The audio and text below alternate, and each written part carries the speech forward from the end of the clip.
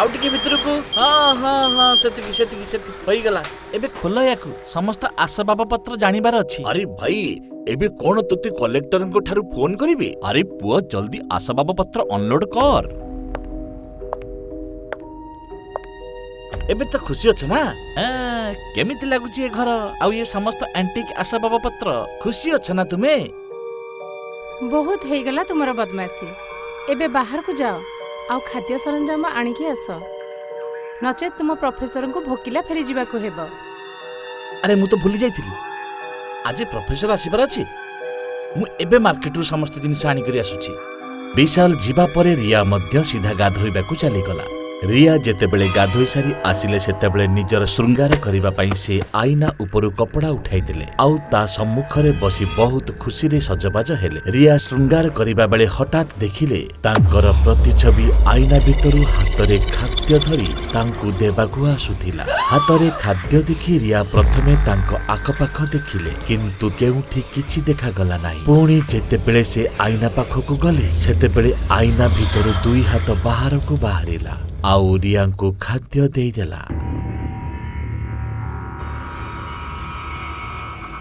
केते value bell बजौछि देख मो सह किए आसीछंती मो प्रोफेसर मिस्टर अतुल।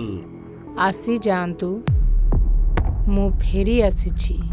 रियार कथा विशाल बुझी पारिले नाही किंतु जेतेबेले से प्रोफेसरଙ୍କ सह निज घर भितरकू आसिले सेतेबेले तांकू विश्वास हैला नाही।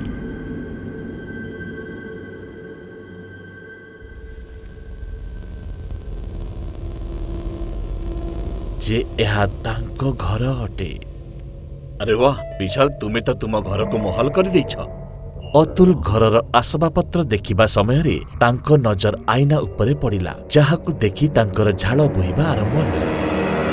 ए अभिशप्त आईना एठाकू केमती आसिला? भांगी दियो याकू नचेत विशाल ए तुमर पूरा घर को खाई देबो।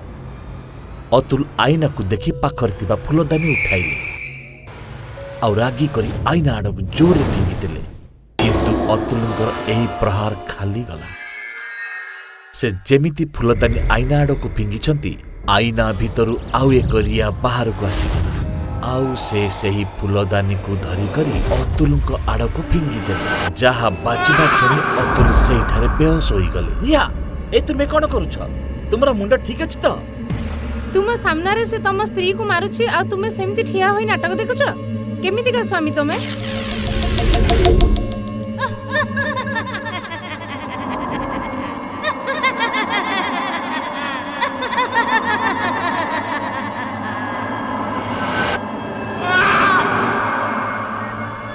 परदिन सकाळे जेतेबेले विशालंकर आखि खोलिला से निजको हॉस्पिटल रे पाइले। तांकर चेता फेरिबा क्षणी तांकर पूर्व रातिर दुर्घटना मने पड़ीगला जहाकू मने पकाई से पुणी थरे डरी गले आउ प्रोफेसर को खोजबाकू लागिले। Professor professor professor Atul.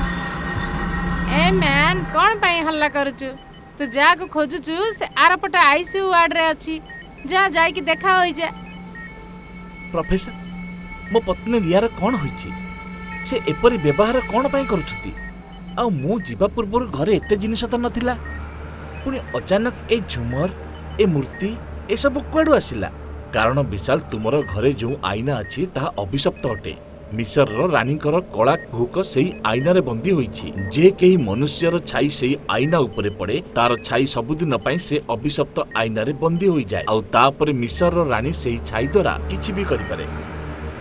ताहले कोन मो पत्नी को छाई को सही मिसर रानी आईना रे बंदी कर दैछंती? हां किंतु जे पुस्तक रे मु एहा विषय रे लेखितिली सेतिरे एहार प्रतिकार भी लेखा होइतिला। विशाल तुमे जदी तुम पत्नी कर छाई को अभिशाप रो मुक्त करिबा को चाह ताहले तुमको सही आईना को भांगीबा को पड़िबो ताहा भी जल्दी। कारण छाई बिना तुमर स्त्री बेसी दिन पर्यंत बंची रहि परिबो नाही। किंतु चेष्टा आपण भी त करितिले आउ सेति पई तो आपण एठी आयुषी रे पडिछंती। विशाल घर को आसी देखिले रिया आराम रे खट उपरे सोईथिले।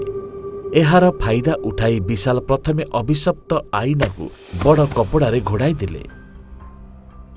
तापरे सेही अभिशप्त आईना को गोटे बड़ आईना सम्मुख रे रखिदिले। शैतान तुम पत्नीर छाई को बंदी करिछु? ମୁଁ କହୁଛି ମୋ ପତ୍ନୀର ଛାଇକୁ ମୁକ୍ତ କରିଦେ, ନଚେତ୍ ମୁଁ ଏହି ଆଇନା ଭାଙ୍ଗି ଦେଇ ତତେ ଆଉ ତୋର ଶକ୍ତିକୁ ସବୁଦିନ ପାଇଁ ଶେଷ କରିଦେବି। ବୁଝିପାରିଲୁ? ଡରୁଛୁ କ'ଣ ପାଇଁ? ଆରେ ସାହସ ଅଛି ଯଦି ସମ୍ମୁଖକୁ ଆସି କଥା କହ। ରାଣ ଖାଉଛି, ମୁଁ ତୋର ସ୍ତ୍ରୀର ଛାଇକୁ ତୁରନ୍ତ ମୁକ୍ତ କରିଦେବି। ବହୁତ ସଉକ ଅଛି ନା ତୋର ଅନ୍ୟମାନଙ୍କର ଛାଇ ଚୋରାଇବାର? ନେ ଏବେ ନିଜର ଛାଇ ଚୋରି କରି ଦେଖା।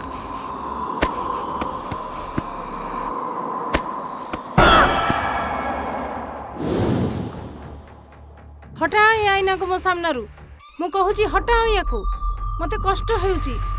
ମୁଁ କେବେ ବହୁତ ସୁନ୍ଦରୀ ଥିଲି, କିନ୍ତୁ ଅଭିଶାପ କାରଣରୁ ଆଜି ମୁଁ ମୋ ନିଜ ମୁହଁ ଦେଖି ସହିପାରୁନି। ବିଶାଲ, ମୁଁ ତୁମ ଆଗରେ ହାତ ଯୋଡୁଛି, ଏ ଆଇନାକୁ ମୋ ସମ୍ମୁଖରୁ ହଟେଇ ଦିଅ। ମୁଁ ଏହି ଆଇନା ସେତେବେଳେ ହଟାଇବି ଯେତେବେଳେ ତୁ ମୋର ପତ୍ନୀ ରିୟାର ଛାଇ ତାକୁ ଫେରାଇ ଦେବୁ। ବିଶାଲ, ମୁଁ ତୁମ କଥା ମାନିବାକୁ ରାଜି ଅଛି। ନିଅ, ମୁଁ ତୁମ ସ୍ତ୍ରୀର ଛାଇକୁ ଫେରାଇ ଦେଲି। ଏବେ ଜଲ୍ଦି ହଟେଇ ଦିଅ ଏ ଆଇନାକୁ ମୋ ଆଗରୁ।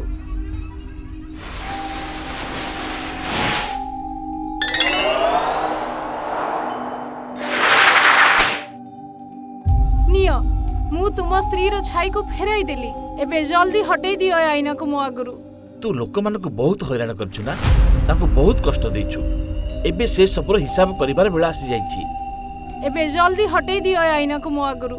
ବିଶାଲ ଅଭିଶପ୍ତ ଆଇନାକୁ ଆଇନା ଉପରକୁ ଧକ୍କା ମାରି ପକାଇଦେଲେ। ଫଳରେ ଦୁଇଟି ଯାକ ଆଇନା ପରସ୍ପର ସହ ଧକ୍କା ହୋଇ ଭାଙ୍ଗିଗଲା। ଆଉ ଭୂମି ଉପରେ ପଡ଼ିଥିବା ସବୁ ଖଣ୍ଡ ଗୁଡ଼ିକରୁ କଳା ଆଲୋକ ବାହାରିବାକୁ ଲାଗିଲା, ଯାହା ମଧ୍ୟରୁ ଭିନ୍ନ ଭିନ୍ନ ଲୋକଙ୍କର କଳା ଛାଇ ଚିତ୍କାର କରି ବାହାରକୁ ଆସି ପୁରା କୋଠରୀରେ ଉଡ଼ିବାକୁ ଲାଗିଲେ। ବିଶାଲ ବି ଏହା ଦେଖି ଡରିଯାଆନ୍ତି। ଆଇନାରୁ ବାହାରୁଥିବା ଛାଇ ଗୁଡ଼ିକ ଏତେ ଶକ୍ତିଶାଳୀ ଥିଲେ ଯେ ସେମାନେ ବିଶାଲକୁ ବି ପବନରେ ଉଡାଇ ନେଉଥିଲେ। ଆଉ ବିଶାଲ ଅନିଚ୍ଛା ସତ୍ତ୍ୱେ କଳା ଶକ୍ତି ପ୍ରଭାବରେ ସେହି ଅଭିଶପ୍ତ ଆଇନାରୁ ବାହାରୁଥିବା କଳା ଆଲୋକରେ ସନ୍ନିହିତ ହେବାକୁ ଯାଉଥିଲେ। ଠିକ୍ ସେହି ସମୟରେ ରିୟା ବିଶାଲଙ୍କର ହାତ ଧରିଦେଲେ ଆଉ ତାଙ୍କୁ ନିଜ ଆଡ଼କୁ ଟାଣି ଆଣି କୁଣ୍ଢାଇ କରି କହିଲେ, ଦୁଇ ଜଣ କୋଳାଗତ ହେବା କ୍ଷଣି ସମସ୍ତ କଳା ଶକ୍ତି ଶାନ୍ତ ହୋଇଗଲେ। ବିଶାଲ, ମୁଁ ଥାଉ ଥାଉ ତୁମର କିଛି ବି ହେବନି। ଆମର ପ୍ରେମ ହିଁ ଆମର ଶକ୍ତି ଅଟେ। I love you. I love you to Riya.